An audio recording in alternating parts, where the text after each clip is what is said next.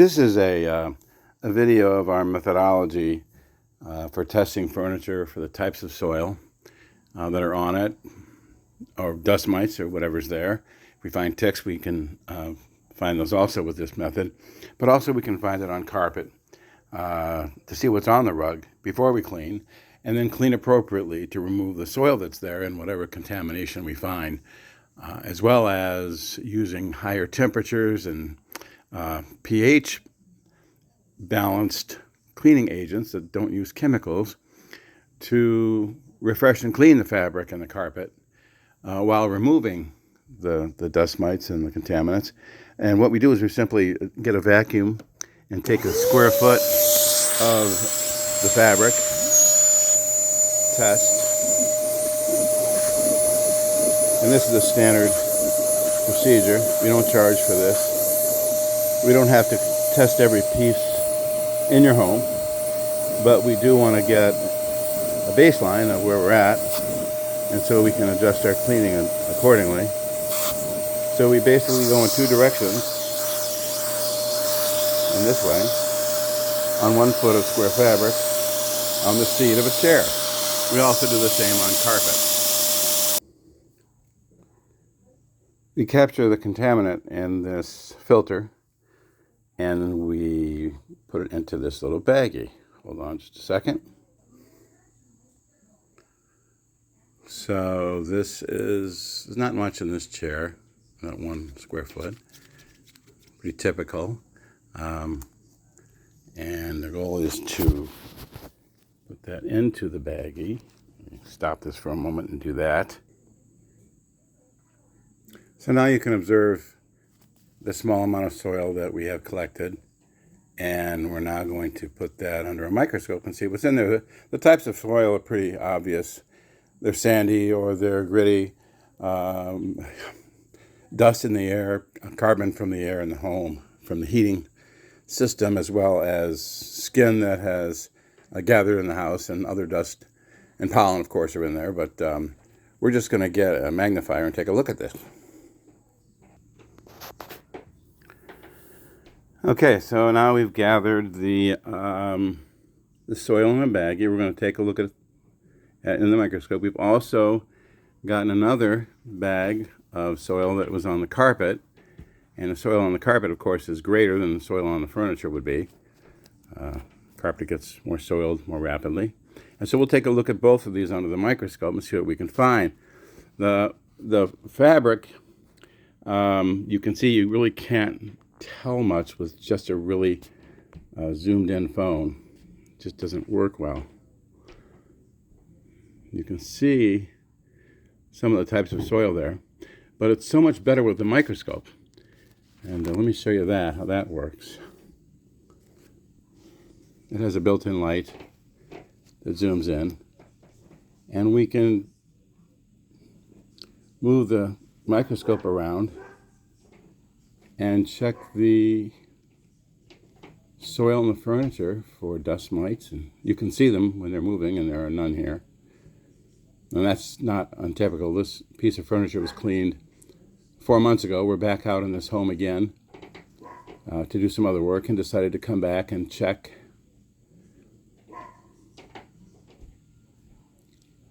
And we're not seeing...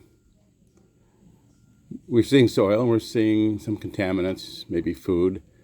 They have pets, so maybe the pets are up here on the chair. And there's certainly grainy soil from outdoor on the chair, and hair fibers, etc. And so this would just be a typical cleaning. You can see that right there moving. That movement is a dust mite. And they're very particular here about having their furniture clean on the regular, so odds are this was tracked up onto the furniture by one of the pets, who you can hear complaining right now about us blaming her. Which means I expect to find a lot more on the carpet. So let's take a look at that. So here's the carpet one, and let's move that over. All right. And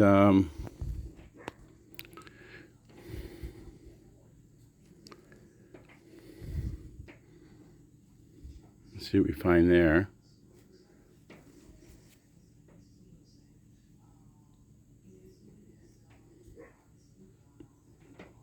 Sorry about the movement here. It's hard to hold all of this steady and still study it.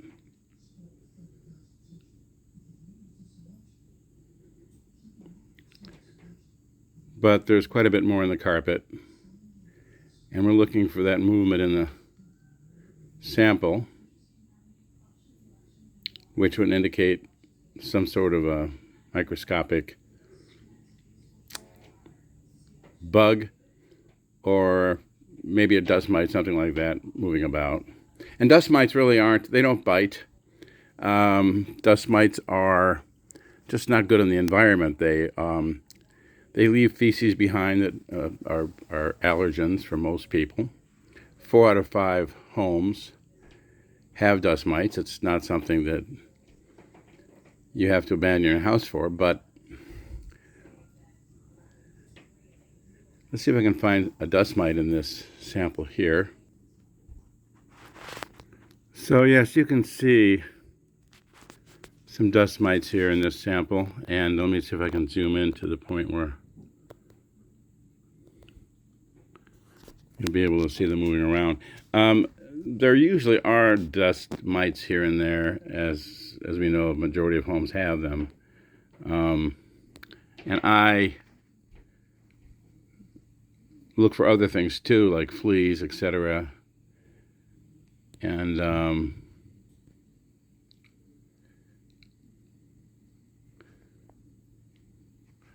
using this and the phone are complex together.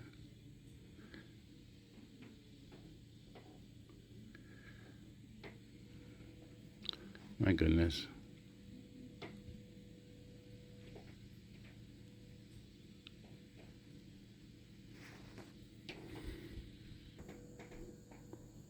So here you can see a dust mite moving. Oops. Sorry, I lost them.